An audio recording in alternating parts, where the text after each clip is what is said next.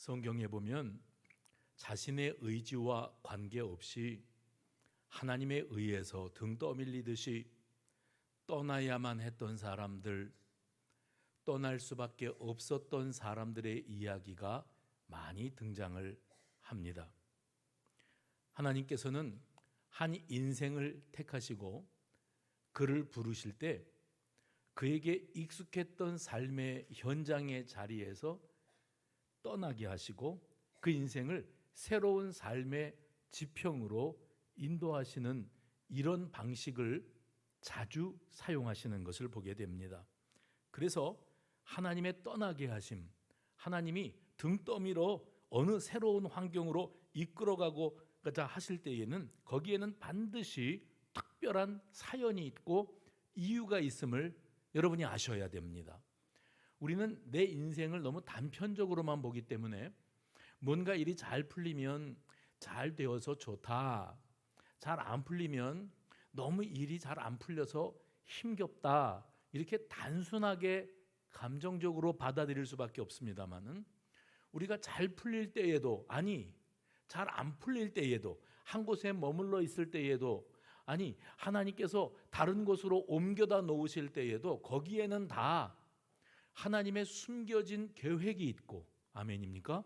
하나님의 숨겨놓으신 계획이 있고 그런 일련의 과정들을 통해서 우리를 성숙하게 하시고 하나님의 뜻 가운데서 더 온전한 인생으로 자라게 하시는 분이 살아계신 저와 여러분의 아버지이심을 믿으시기를 바랍니다. 그래서 시간이 흘러야 돼요. 시간이 흘러서 내가 살아온 인생길을 가만히 돌아볼 때 그때는 떠나고 싶지 않았는데 왜 떠나야 했을까?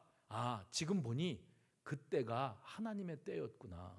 하나님이 떠나게 하셔야만 했고 나는 영문도 모르고 떠났는데 그 떠나서 정착한 그 자리가 또 하나님이 예비하신 만남이 있었고 또 더 놀라운 하나님의 계획들이 이루어져 가고 있었구나 하는 것을 비로소 깨닫게 되어지는 거지요. 그런 안목이 저와 여러분에게 열려지게 되시기를 주의 이름으로 축원합니다. 저 높은 산에 올라가면 그러면 고사목 군락지가 있다 그래요. 뭐 한라산이나 지리산이나 여러분이 고봉에 올라가실 때에는 반드시 정상 인근에는 이 고사목 군락지가 있는데 이 나무들은 뭐 오래돼서도 죽었고 벼락을 맞아서도 죽었고 기근 때문에도 죽었고 죽은 나무들이에요. 나무가 굵고 모양이 아무리 멋있어도 잎사귀를 찾아볼 수가 없기 때문에 그 나무는 죽은 나무. 그런데 이 고사목들 주변에 이제 막 자라나고 있는, 자연스럽게 자라나고 있는 이 나무들이, 살아있는 나무들이 있죠. 그 나무의 굵기가 어떠하든지 관계없이 그 나무들은 산바람, 높은 산에는 늘 바람이 불어오지 않습니까?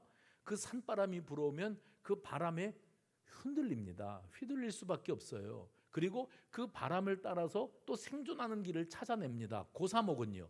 고사목은 꼿꼿하게는 서 있는데 바람이 아무리 불어도 흔들리지가 않습니다. 왜요? 이미 죽은 나무이기 때문에 어떤 외부의 환경과 영향에 반응할 수 있는 여건이 전혀 되어 있지가 않습니다. 다시 말하면 죽은 나무는 변화를 받아들일 수가 없고 살아있는 나무는 어떤 환경에도 거기 순응해서 살아남을 수 있게 되었다는 겁니다. 역으로 말하면 내가 어떤 환경에도 적응을 못하고 살아남을 수 없다면 고집스럽게 현실 안주, 지금 이대로가 좋사오니 하고 그 자리를 버티고 있으면 어쩌면 그는 죽은 나무일 수 있고 어떤 환경에도 적응할 수 있고 그 새로운 환경에 살아남을 수 있는 길을 찾아내고 적응하고 살아남는다면 그 나무는 살아있는 나무라고 말씀드릴 수가 있다는 겁니다. 사람은 오랫동안 내가 살아온 환경 속에서 안정감, 안도감을 느끼지요. 그런데 어떤 여건, 어떤 이유로라도 그를 억지로 다른 곳으로 옮겨다 놓게 되어진다. 뭐 부모님 슬하에서 평생을 살아왔는데 이제는 내가 부모의 곁을 떠나 가정을 이루어 한 가정 생활을 하게 되었다. 그러면 큰 변화입니다. 제가 그래서 그 금요일 날 말씀을 나눌 때 인생을 시즌, 시즌제로 말할 때 머물러야 되는 시즌이 있고 떠나는 시즌이 있지 않습니까? 아들들이 부모님 슬하 있다가 군대 들어가면 새로운 시즌을 맞이하는 거라고. 딸이 시집 가서 새로운 환경 속에 살기 시작하면 그 새로운 시즌이 열려지는 거라고. 그렇지 않습니까? 우리도 늘 내 품 안의 자식이라고 자식들 양육하다가 이 아이들이 내 곁을 떠나 훨훨 날아가지요. 그러면 그 떠나 보내는 부모의 마음에 그 먹먹함이 있습니다. 왜요? 늘 품 안에 자식인 줄로만 알았는데 어느덧 이렇게 장성해서 남편이 되고 아내가 되고 부모가 되어서 떠나가 버리니까 그 떠나 보내는 마음은 애잔하지요. 그런데 그것도 살아있기 때문에 느낄 수 있는 것이고 감당해야 될 사명인 겁니다. 만약에 떠나보낼 수 없다면, 그걸 받아들일 수 없다면 평생을 같이 해야 되는데 그렇게 평생을 같이 하는 것이 과연 그게 옳은 일일까? 자식을 양육하면서 말이죠. 우리는 새로운 환경에 내가 뚝 떨어지게 되는 것에 대해서 매우 불안한 마음, 불길한 마음들을 품습니다. 하던 대로 하고 사는 게 제일 좋지, 뭘 또 이제 와서 새로운 환경으로 나아가서 뭘 바꾼다, 시즌이 바뀌는 거예요. 그건 내가 받아들일 수밖에 없는 일인 겁니다. 그 어떤 분이 또 누구라고 또 이렇게 말씀을 어떤 분이 그러면 그냥 누군가를 자꾸 추론하느라고 머리를 거기다가 쓰시더라고요. 그냥 그런가 보다 하고 들으시면 돼요. 어떤 분이 늘 저만 보면 우리 아들이 30대 중후반인데 장가 보내야 되는데 장가 갈 생각을 안 한다고 당최 교제하는 자매가 있어요. 아예 없는 것 같더라고. 있을 텐데 아예 없다고. 그러니까 중매 좀 서서 믿음 좋은 교수감을 만나서 장가 좀 드리게 해달라고 그렇게 말씀을 하셨더랬는데 그 아들이 애인이 있었어요. 어느 날 갑자기 나 장가 갈 거라고 통보했어요. 양가 상견례 했어요. 지난 주말에는 한복까지 같이 가서 맞췄어요. 시어머니 하고 저 친정 어머니가. 그리고 이 예비 며느리가 집안에 들락날락 하는 거예요. 그러니까 제가 좋으시겠다고, 기도 응답 받으셨다고, 이제 이 아들이 장가가게 날 잡았어요. 장가가게 생겼으니 얼마나 좋으시냐고 그랬더니 이분이 하시는 말씀이, 그런데요 목사님, 내 감정이 정말 이상해요. 저 녀석이 장가 안 가고 나이 들어갈 때에는 걱정이 되어가지고 잠도 안 오고 언제나 장가 가서 며느리 보고 손주 보게 해주려는가, 나이만 저렇게 먹어가는데 그랬더랬는데 막상 예비 며느리가 들락거리고 그리고 이 아이가 내 곁을 떠나갈 걸 생각하니까 그 감정이 서운한 감정, 이상하대요. 서운한 감정이 몰려들어서 그냥 어쩔 줄을 모르겠다는 거예요. 마음이 이상하대. 그 다음에 무엇보다도 아들 녀석이 그전에는 안 그랬는데 엄마한테는 그렇게 무뚝뚝했는데 그 이제 결혼할 자매한테는 쩔쩔맨다는 거예요. 그래서 마음속으로 이 바보 같은 자식, 그 다음 대사가 뭔지 아세요? 이 바보 같은 자식, 내가 너를, 그렇죠, 내가 너를 어떻게 키웠는데. 그래요. 가만히 보니까 얘가 정신이 나간 것 같아요. 정신이 나간 것 같아요. 해외 출장 갔다가 돌아올 때 예전에는 엄마한테 가방 사오고 그랬는데 이번에 해외 출장 갔다 돌아오면서 가방이 발견돼서 그 여행 가방에서 가방이 나와서 이것도 또 내 건가 보다 했더니 그건 걔 거래. 그건 걔 거고 엄마는 초콜릿이래. 그래서 속으로 그랬대. 이 바보 같은 자식, 다 키워놔봐야 남의 집 딸 좋은 노릇만 시키는구나. 그랬대요. 정신이 나갔대. 왜 정신이 나갔냐니까 그렇게 피곤할 텐데도, 내 아들입니다. 내 아들이 저렇게 피곤한데 어떤, 죄송해요, 용서하세요, 이건 이제 실감나게 나누라고 어떤 여시 같은 것이 나타나갖고 카톡으로 나와라 보자 그러면 이 정신 나간 녀석이 헬렐레 해가지고 그 피곤한데 선물 사온 거 바리바리 싸가지고 쫓아나갔대. 그러면서 그 시어머니가 하는 소리가, 예비 시어머니가 하는 소리가 뭐냐면, 나 같으면 그 여자아이가 피곤할 텐데 여독이 좀 풀리고 쉬었다가 천천히 만나자 우리. 그러면 그 며느리가 이쁠 것 같으대. 근데 이것이 우리 아들, 내 아들이라. 내 아들 피곤한 건 생각도 안 하고 나와라 들어가라 불러내고, 이 바보 같은 것은 쫄래래 쫓아나가고 정신이 나갔대. 그래서 제가 그랬어요. 원래 남자하고 여자가 정신이 나가야 결혼을 하는 거라고. 우리끼리 얘기해 봅시다. 제정신일 때 결혼합니까? 뭐에 눈에 뭐가 씌어서 지정신이 아닐 때 그렇게 쫓아나가고 그렇게 쫓아다니고 피곤한 것도 모르고 시간 가는 것도 모르고 그러고 데이트하다가 12시, 1시, 2시 돼서 들어오고 그러는 게 그게 결혼하려고 그러는 거라고. 다 제가 그분한테 그랬어요. 다 때가 돼서 그런 거라고. 그리고 창공을 나르는 독수리 같은 그 맹금류 있지 않습니까? 그 둥지를 틀고 그리고 이것저것 가지를 모아다가 둥지를 틀어서 거기 폭신하게 만들어 놓고 거기다 알을 낳고 그 다음에 날아가서 먹이를 물어다가 그 자기 새끼를 먹여요.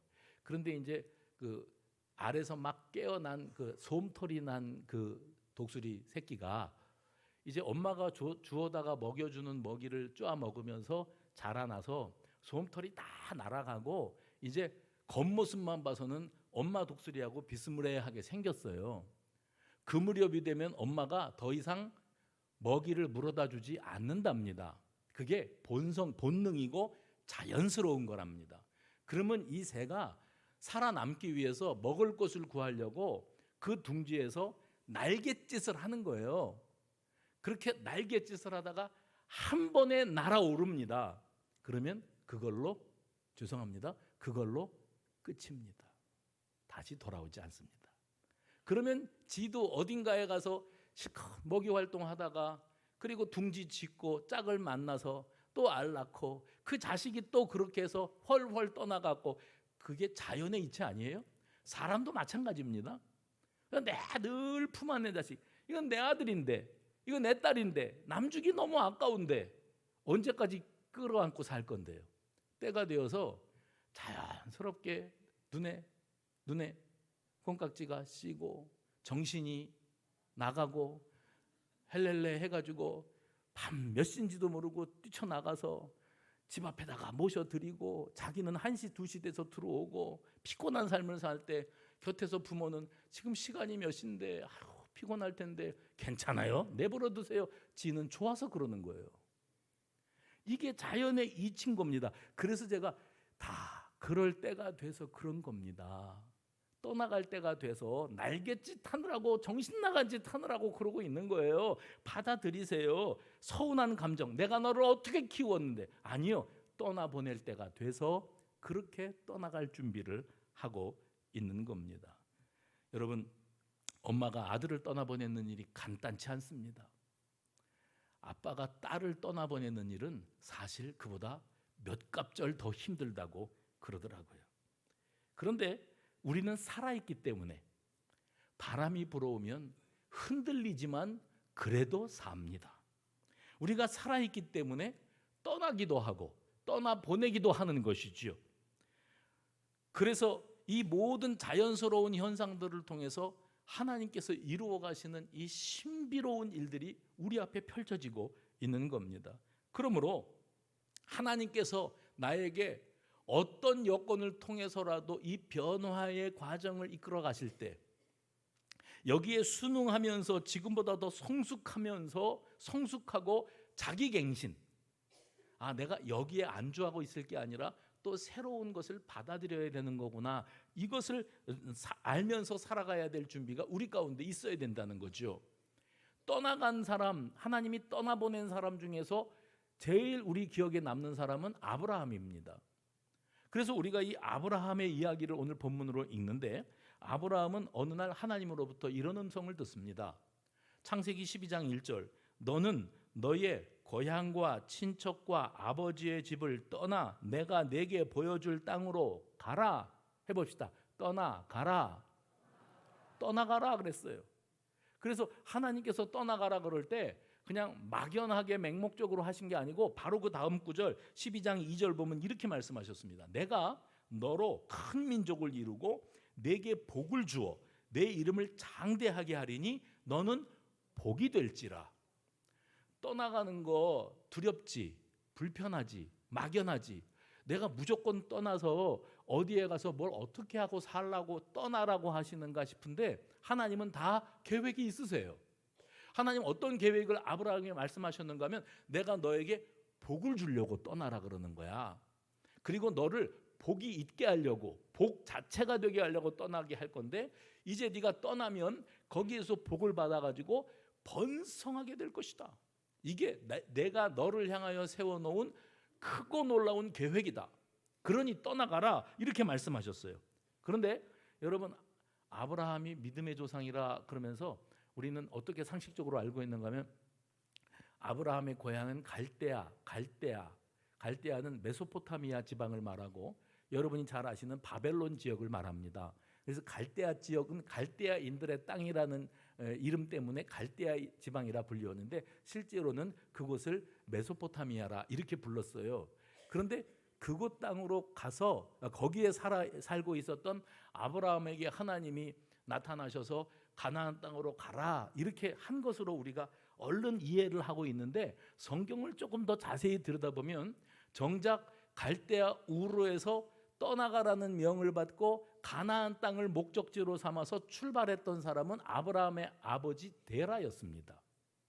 이 데라가 누구냐 하면은 이 방주를 지었던 노아, 그 노아의 아들이었던 셈의 직계 8대 후손이 데라입니다.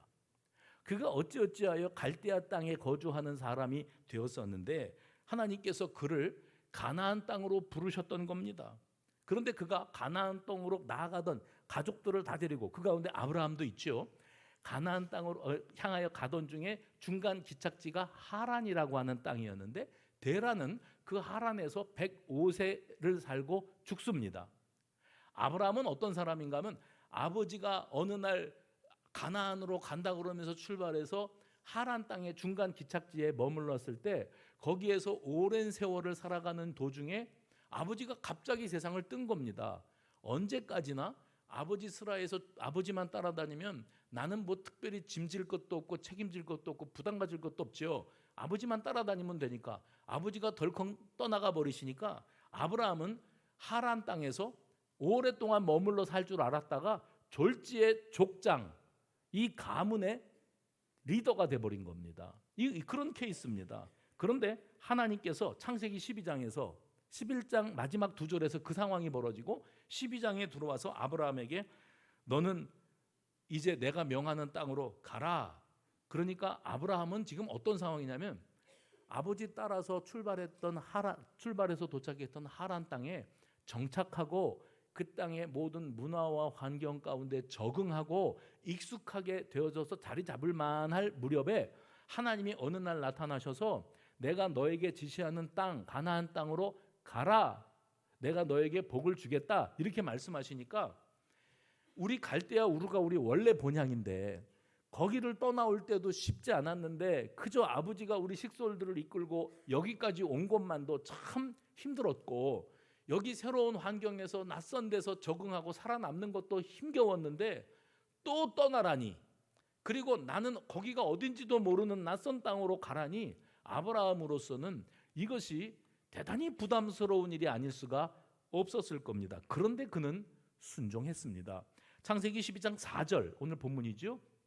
이에 아브라함이 여호와의 말씀을 따라 갔고 롯도 그와 함께 갔으며 아브라함이 하란을 떠날 때에 나이가 75세였더라. 그러니까 우리가 알고 있는 그 아브라함의 인생 가운데에서 75세는 아주 젊은 축에 속하는 겁니다. 젊었을 때인 겁니다. 근데 그때 5절에 아브라함이 그의 아내 사레와 조카 롯과 함께 하란에서 모든 소유와 얻은 사람들을 이끌고 그리고 마침내 가나안 땅에 들어갔더라. 이렇게 되어 있습니다. 그래서 우리가 아브라함의 입장을 생각해 보면 갈대아 우르 땅에서부터 떠나온 것도 큰 모험이었고 하란에서부터 가나안으로 자기가 직접 가정의 족장이 되어 리더로서 이들을 끌고 나가는 것도 사실 보통 모험은 아니었던 겁니다. 그런데 거기에서 모든 소유와 얻은 사람들까지 다 데리고 가나안 땅으로 마침내 도착했다. 가족 이주를 간 겁니다. 집단 이주를 간 거예요. 이민을 떠나는 겁니다. 모험이지요. 도전입니다. 잘 될 수도 있고 잘 우리 생각했던 바대로 되어지지 않는 경우도 얼마든지 상정을 해야 돼요. 각오가 되어 있어야 된다는 이야기입니다. 이런 상황 가운데에서 객지에 와서 자리 잡고 살아가게 되어지는데 이제 아브라함에게 주어진 과제는 뭐냐면 새 환경에 또 적응하기, 살아남기, 이게 그에게 주어진 큰 숙제였습니다. 창세기 26장, 오늘 12장을 읽었으니까 한참 뒤로 가서 창세기 26장에 가면 그 아브라함의 아들 이삭, 100세에 얻은 아들이죠. 그 이삭도 자기가 익숙했던 현실의 자리에서 떠나야만 했던 사연들이 거기 기록이 되어집니다. 여러분, 이삭을 생각해 보세요. 이삭을 생각해 보면 아브라함이 나흘에서 낳은 자식이 아니고 하나님이 계획과 뜻과 섭리가 계셔서 100살의 그 아내, 90살 먹은 아내와 그 아브라함 사이에 이삭을 선물로 주셨어요. 그러니 그 아버지 엄마가 얼마나 이 아들을 애지중지 금이야 오기야 하면서 키웠겠습니까?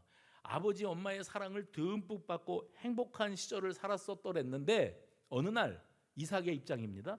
아버지가 너는 장작불하고 횃불을 들고 나를 따라와라. 그러면서 모리아 땅으로 이 아들과 함께 동행하는 거예요. 모리아 산에 올라갈 때 이 아들이 아버지 이 장작과 횃불은 있는데 번제로 드릴 제물은 어디 있습니까? 하나님께서 다 준비해 놓으셨을 거야. 아버지로서는 억장이 무너지는 심정으로 이 아들을 이제 제물로 바치러 데리고 올라가는 겁니다. 이삭의 입장입니다. 아버지를 따라 올라갔는데 거기에서 아버지가 이삭을 결박을 하지요. 100살 된 아버지가 이제 10대 중반인 아들을 결박을 합니다. 그리고 단을 쌓고 그 위에다가 아들을 올려놓습니다. 그리고 그 아들을 잡아서 짐승을 잡아서 번제물로 바치듯이 그 아들을 잡아서 죽여서 번제물로 태워드리려고 칼을 뽑아서 아들의 목을 겨눕니다. 하나님이 너무 급해갖고 이 모든 것들에 주저함이 없이 일방적으로 그냥 진행이 된 하나님이 아브라함아 아브라함아 두 번이나 부르시면서 말리시고 여호와 이레 하나님이 예비하신 양을 준비하셔서 이 제물로 대신 속죄물로 쓰게 만드시지요. 저는 이런 생각을 했어요. 이런 사건을 경험했어요. 아버지가 100살에 얻은 아들 이삭이 그냥 아빠의 사랑을 듬뿍 받고 살다가 어느 날 이제 장성해서 청소년이 됐는데 아버지가 오라 그러는 대로 따라갔더니 나를 칼로 잡아 죽이려고 그랬다. 우리 아버지가. 트라우마. 저는 무슨 생각을 하냐면 이 모리아산 사건 이전의 이삭과 이 사건을 겪은 이후의 이삭은 인생이 완전히 달라졌을 것이다. 왜요? 아버지도 믿을 수가 없어요. 언제 나를 또 데려다가 제물로 바치려고 그럴지 몰라요. 충격입니다. 트라우마입니다. 어떻게 아무 일도 없었다는 듯이 살아갈 수가 있었을까요? 그동안 우리는 청소년이었던 이삭이 100살 된 아버지, 그냥 아버지 왜 이러세요? 그러고 확 밀어버리면 그냥 추풍 낙엽처럼 쓰러질 수밖에 없는 그 노인네를 거역하지 않고 아버지가 묶으면 묶이고 제단에 올라가라 그러면 올라가고 날 잡아 잡수하면서 누워있는데 아버지가 칼로 찌르면 나는 죽을 수밖에 없는 이런 상황 속에 우리는 그동안에 이삭의 순종, 이삭의 믿음, 아브라함의 믿음 이런 이야기들을 나누었어요.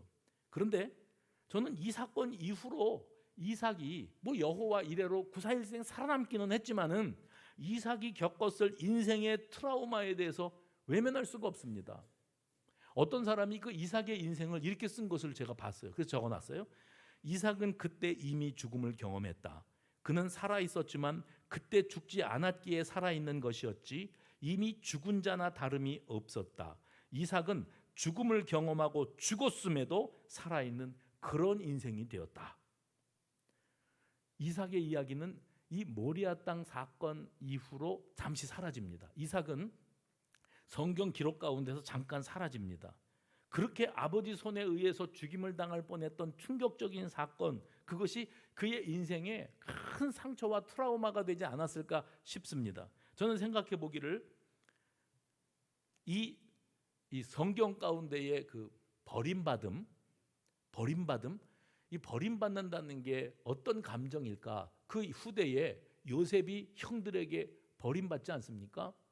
야곱이 그 후대에 야곱이 그 형을 속이고 아버지를 이삭을 속이고 축복권 장자권을 강탈했다가 떠나가듯 버림받듯 멀리 외삼촌 집 거기도 갈대아 우릅니다. 글로 도망갔어야만 했던 이런 사연들을 우리가 읽으면서 이삭은 그 누구보다도 버림받는다는 것 아니면 내가 떠나가야 된다는 것에 대한 그 감정이 어떤 것인가를 실감할 수 있는 아들이었다. 이렇게 말씀드릴 수 있습니다.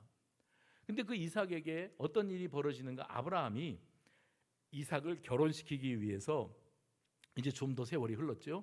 자기의 충성스러운 종 하나를 자기 고향 메소포타미아 이 갈대아 지방으로 보냅니다. 가서 거기에서 며느리감으로 리브가를 데리고 와서 혼인을 시킵니다. 그리고 혼인하는 장면 이후에 이삭이 어디에 등장하냐면 아버지가 돌아가셔서 장사 지내는 장면, 그 다음에 자기의 두 아들 야곱과 에서와 야곱 이 두 아들 사이에서 축복하고 야곱을 축복하지요. 그리고 그들에게 유언을 남기는 이런 장면으로 이 상황이 이어지게 됩니다. 그래서 이삭이 아버지 아브라함을 대신해서 족장으로 살아가게 되었던 사건, 그 사건이 이제 창세기 26장에 가가지고 아주 상세하게 기록이 되고 있는데 이삭은 아버지 때와 같이 자기가 족장이 되었을 때에도 흉년이 들었습니다. 먹을 양식이 없어서 멀리 이집트, 애굽으로 양식을 구하러 가야만 했고 그렇게 되기 위해서 아예 우리가 집단 이민을 가자 해서 온 식구들을 데리고 이집트로 이민 가려고 이스라엘 지경을 떠나 블레셋 지경을 통과하려고 하다가 그랄이라고 하는 땅에 잠깐 머물렀을 때 하나님이 그에게 나타나셔서 하시는 말씀이 내가 네게 지시하는 땅에 머물러라. 거기는 애굽 이집트가 아니고 여기 그랄 땅이다.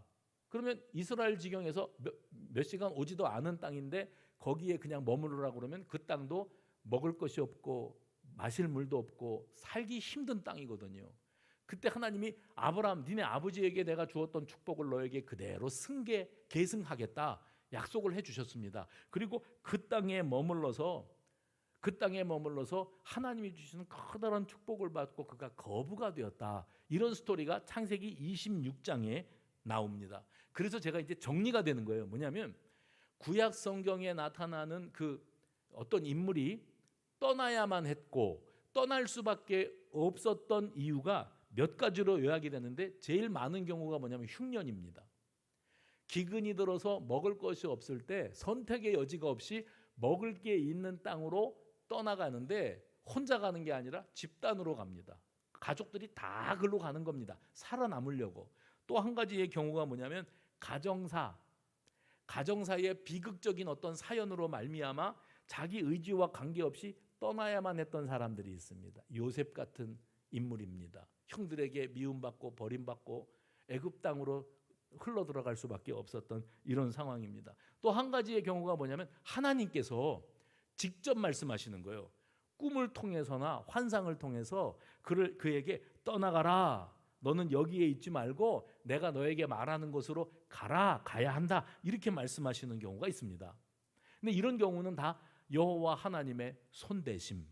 우리가 볼 때는 가정사에 불행한 일이 있어서 팔리워가고 쫓겨가는 것도 떠나가는 건데 거기에도 여호와의 손대심. 나 살겠다고 멀리 외삼촌 댁으로 도망가는 건데 거기에도 하나님의 손대심.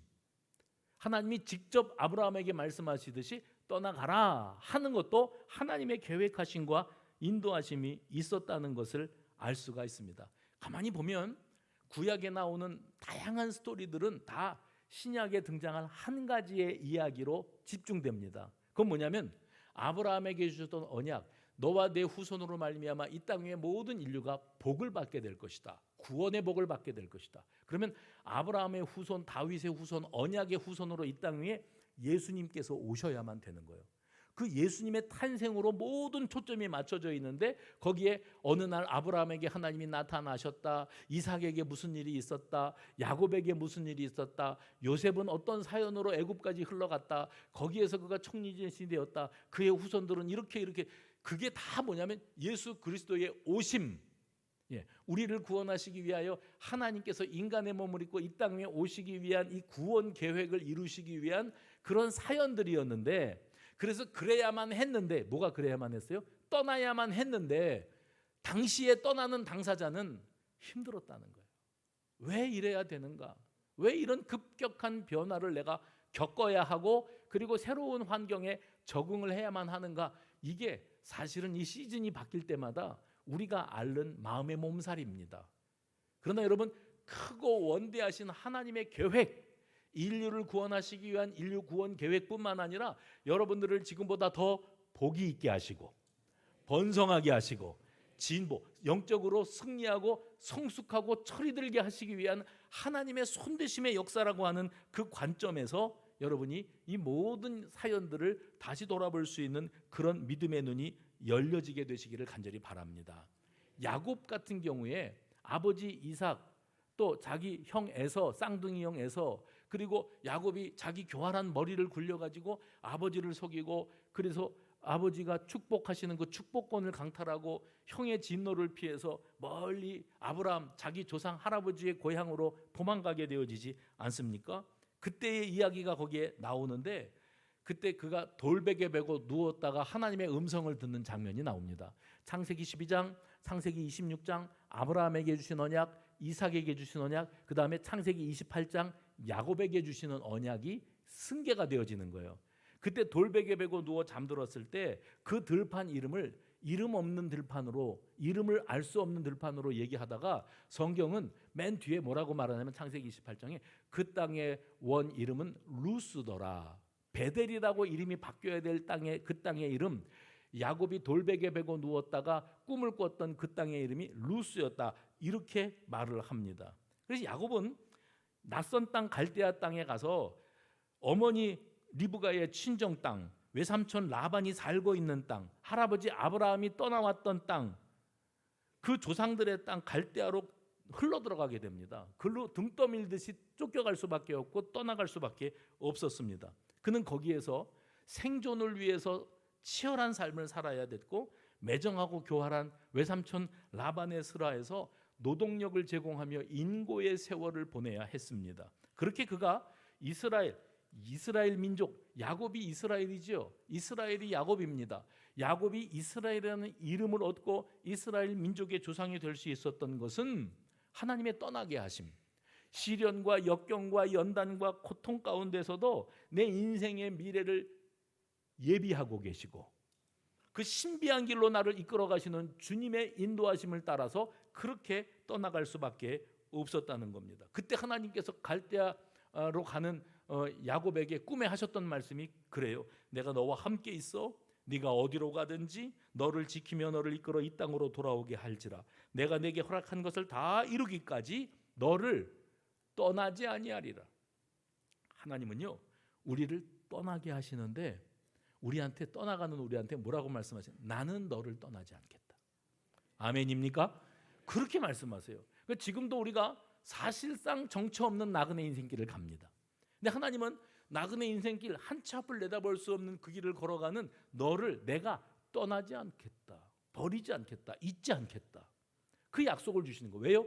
우리 인생을 향한 내가 감히 상상도 할 수 없는 오묘한 계획들을 가지고 계시기 때문에 그렇습니다. 그리고 여러분, 야곱의 12아들 가운데 요셉의 이야기는 여러분이 더 잘 알고 계시지 않습니까? 요셉은 돌아보니 떠나야만 했던 인생이었어요. 왜요? 자기 입으로 말합니다. 하나님께서 나를 먼저, 형들보다 먼저 이 땅으로 먼저 선발대로 출장을 보내셨던 겁니다. 형들이 나를 팔아먹었다고 생각을 하시는데 사실 형들이 나를 팔아먹은 그것이 아니고 나를 이런 치열한 삶의 과정들을 통해서 나로 하나님의 놀라운 그 구원 계획을 이루어가고 계셨던 겁니다. 저는 이제 그걸 깨닫습니다. 그러니까 요셉의 인생은 가만히 돌아보면 왜? 해봅시다. 왜 나는 형들에게 미움을 받아야 했고, 왜 나는 애굽으로 가는 미디안 장사치들에게 팔려져야만 했고, 왜 나는 그 애굽 땅에 가서 보디발 장군의 집에 들어가 노예 생활을 했고, 왜 나는 그 아내의 겁탈 미수범으로 누명을 뒤집어 쓰고 감옥으로 들어가야 됐고, 그 감옥에서 하세월을 보내다가 애굽 왕의 술 맡은 관원을 만나서 그 꿈을 해석해 주어갖고 그가 돌아갔는데, 나 잊지 말라고, 내가 억울하게 여기 있다고, 왕궁으로 돌아가면 나를 꼭 끄집어 달라고 2년 동안 까맣게 잊어버리고 있다가, 하필이면 왜 하나님께서 파라오에게 꿈을 꾸게 하셨는데 꿈을 아무도 해석할 수 없어서 전전긍긍하던 가운데 이 술 맡은 관원이 2년 전에 내가 억울하게 누명 쓰고 애굽 감옥에 들어있을 때 히브리 땅에서 팔려온 어떤 히브리 노예 청년이 나한테 말했지, 자기 잊지 말라고.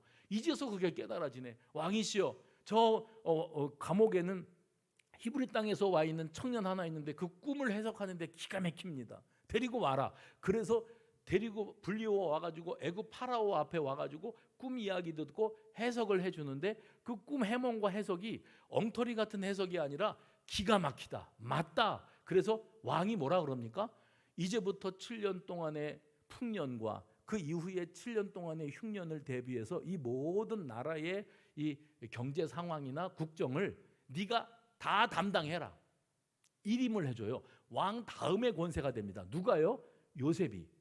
어떻게 흘러 들어왔는데요? 형들이 죽여버리려고 그러다가 죽일 것까지 있습니까? 해서 죽이지 않고 팔아버렸던 그 요셉이 파란만장하고 기구한 인생을 살다가 그가 드라마가 뭐예요? 극이죠. 극적으로 반전, 상황을 이렇게 극적으로 반전시키면서 애굽 땅의 총리 대신의 자리에까지 요셉을 올려놓으셨는데, 그러셔야만 했던 하나님이 고향 땅에서 아버지 사랑 독차지하던 이 아들을 형들의 미움받고 팔리워 오게 만드셨던 거예요. 떠나가라, 떠나보내셨던 거예요. 등 떠밀어서. 어디로 가야 되니까? 애굽으로 가야 되니까. 애굽에 가서 거기에서 가족들이 기근을 만나면 또 집단 이주에 가야 되는데, 이 땅으로 오기까지 네가 먼저 선발대로 가 있어라. 하나님이 그렇게 하셨다는 거예요. 그래서 요셉의 그 입지전적인 극적인 반전의 스토리를 들으면서 기가 막히다 그러는데, 그건 그 사람 이야기만 들을 때 이야기지, 요셉이요, 여러분 자기 입으로 곡식을 구하러 와가지고 애굽의 총리 대신인 요셉 앞에 난짝 엎드려 있는 형들을 바라볼 때 문득 깨달아지는 게 있었어요. 그건 뭐냐면, 형들이 나를 팔아버린 게 아니고 하나님이 나를 아버지 스라에서 떠나게 하셨다. 내가 애굽으로 흘러 들어가서 고생은 했지만 돌아보니 하나님이 나를 애굽의 총리 대신이 되어야만 했기에 이렇게 되게 하셨다. 그리고 내가 여기 와 있는 것은 그냥 호의호식하고 떵떵거리고 잘난 척하고 그렇게 잘 먹고 잘 사는 데 목적이 있는 게 아니고, 우리 가족 아브라함, 우리 조상 아브라함과 맺으신 하나님의 언약이 야곱, 우리 아버지 야곱과 그 야곱의 가족들이 이곳으로 내려오는데, 애굽에 와서 야곱에게 하나님이 이스라엘이라는 이름을 주시고 이스라엘 민족을 모판 애굽 땅에서 이루게 하시기 위해서 이런 역사를 이루셨던 것이다. 이게 한 번에 깨달아지는 거예요. 고생할 때에는 차라리 내가 여기서 죽는 게 낫지, 이런 억울한 누명을 쓰고 내가 이렇게 비참한 종살이를 하고 이렇게 사는 게 아니야, 나를 빨리 데려가 달라고 그랬을 거예요. 그런데 문득 깨닫는 겁니다. 하나님이 하나님의 때에 다 그렇게 하신 거구나. 떠나가게 하시고 적응하게 하시고 살아남게 하시고 참게 하시고 또 기도하게 하시고 예배하게 하시고 아멘이라도 잘하게 하시고, 그 모든 과정은 다 뭐냐면 하나님이 세워놓으신 계획이 있는 거예요. 이거를 볼 줄 아는 눈이 열려졌을 때 이게 우연이 아니었구나. 모든 게 다 우연이 아니라 하나님의 섭리, 놀라운 계획하심이 있었구나. 이거를 그가 깨닫게 된 겁니다. 오늘 우리는 현실을 살아가면서 단편적으로 내 인생을 보니까, 하나님 왜 이러세요? 나한테 왜 이러세요? 왜 나만 이러고 살아야 돼요? 왜 나에겐 이런 일이 생기는 거예요? 자꾸 비교해가지고 나만 운명이 기구하고 나만 삶이 팍팍하고 뭘 해도 되는 일이 없고 미래가 불투명하고 막연하고 속이 터져나가고 힘들게 견디고 있는 것 같은데 요셉을 떠올려 보세요. 오죽했겠습니까? 그가 죽어버리면 이꼴 저꼴 안 볼까 이런 생각을 하루에도 10번씩 했을 것 같아요. 그가 살아남아야 했습니다. 하나님이 왜 나를 여기다가 데려다 놓으시고 이런 환경을 살아가게 하셨는지를 그가 깨닫는데 시간이 오래 걸렸습니다. 그때마다 힘들었지만 지금 엎드려 있는 형들을 딱 바라보면서 문득 깨닫는 거예요. 내가 형들보다 조금 먼저 와 있었을 뿐 하나님은 이 애굽 땅에서 야곱의 자손인 이스라엘 백성들이 민족을 이루고 출애굽을 하고 그리고 하나님이 약속하신 가나안 땅, 일찍이 우리 아브라함 조상에게 약속하셨던 그 땅으로 우리 이스라엘 민족이 들어가 정착하게 하시는 것이 하나님의 계획하심이었구나. 잊지 마십시오. 내가 떠나고 싶다고 떠나지는 것도 아니고 내가 정착하고 싶다고 오래오래 머물러 있을 수 있는 것도 아닙니다. 다 아까 그 며느리 이야기하는 그 성도에게 제가 그랬어요. 다 때가 돼서 그런 거라고. 받아들이시라고. 여러분 다 하나님의 때가 되어서 그런 줄로 깨달으시기를 바랍니다.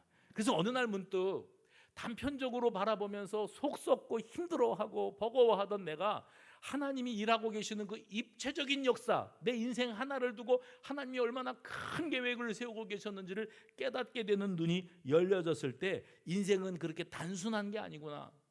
등 떠밀리듯이 새로운 삶의 길로 나를 몰아가시며 인생의 한 시즌을 접고 새로운 시즌으로 열어가시는 하나님의 그 놀라운 계획을 내가 깨닫지 못하고 있었던 것이었구나. 이것을 보게 되는 겁니다.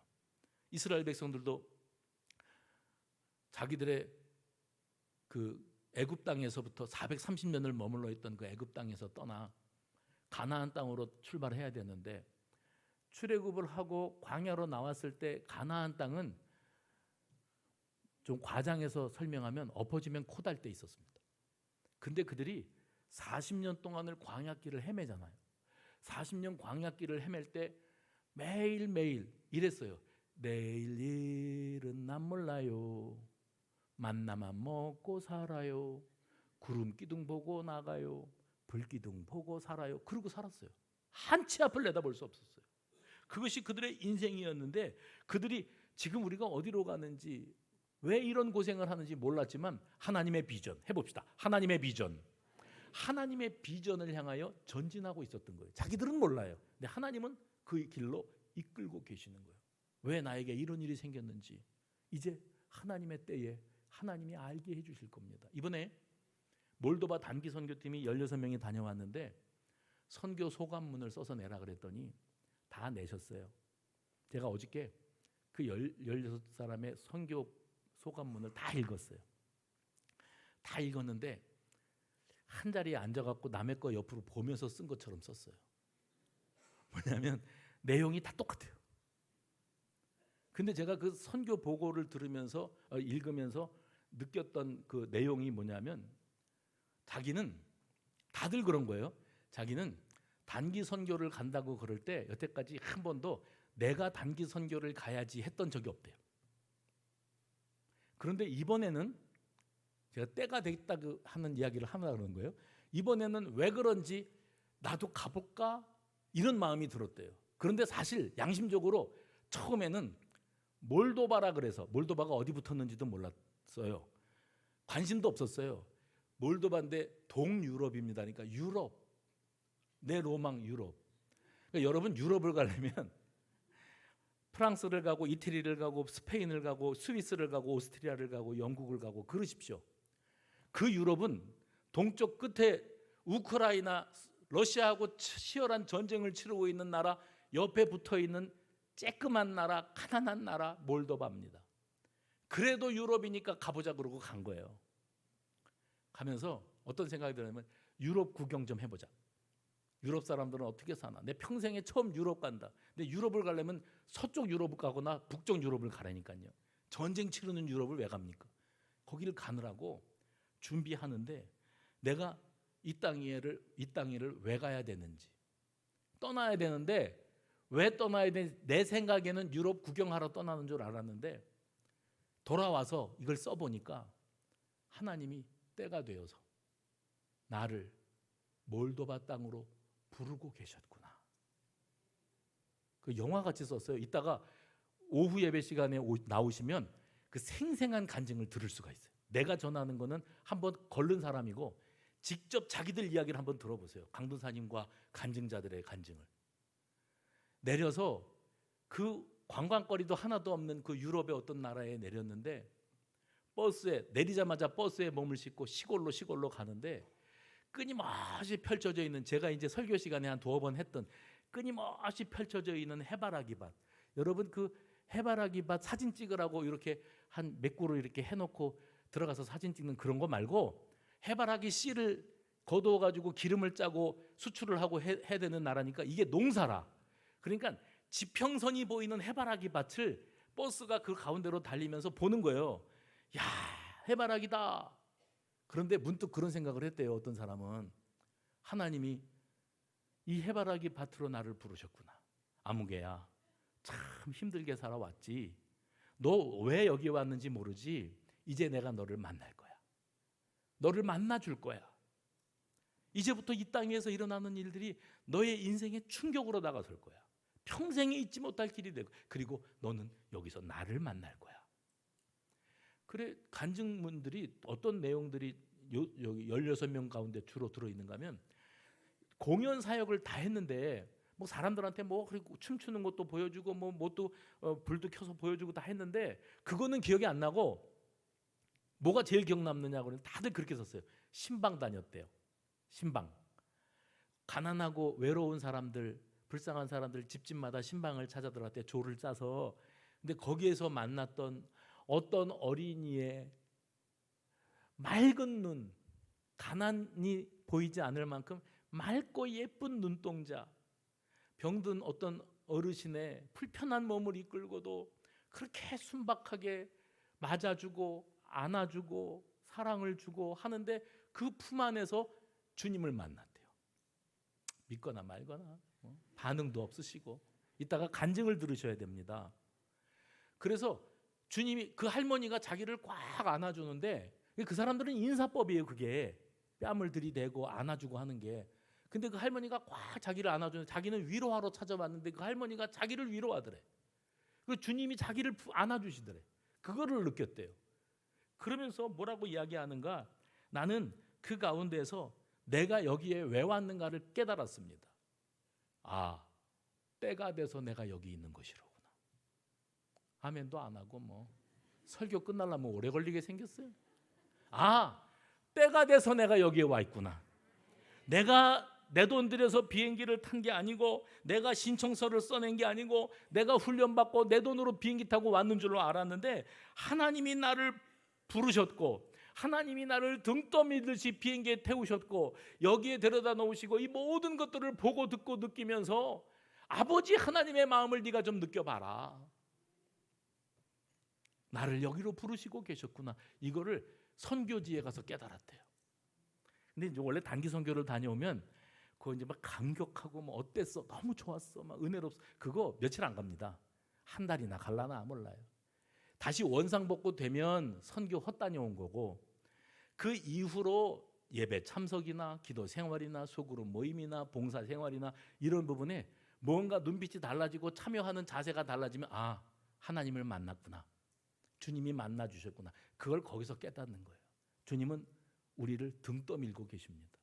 왜 가야 되는지, 왜 그런 일을 겪어봐야 되는지 몰라요. 그러나 어느 날 문득 요셉이 형들이 자기 앞에 엎드려 있는 모습을 보면서 깨달았듯이 아, 하나님이 나를 들어 쓰고 계시는구나. 주님이 일하고 계시구나. 내가 다 볼 수 없었던 하나님의 크고 원대한 계획이 지금도 현재 진행형이구나. 아들 뺏기는 것 같다고 날 잡아놓고 서운한 그분에게 제가 그랬어요. 하나님의 때가 돼서 그런 거라고. 떠나보내라고. 그게 자연스러운 거라고.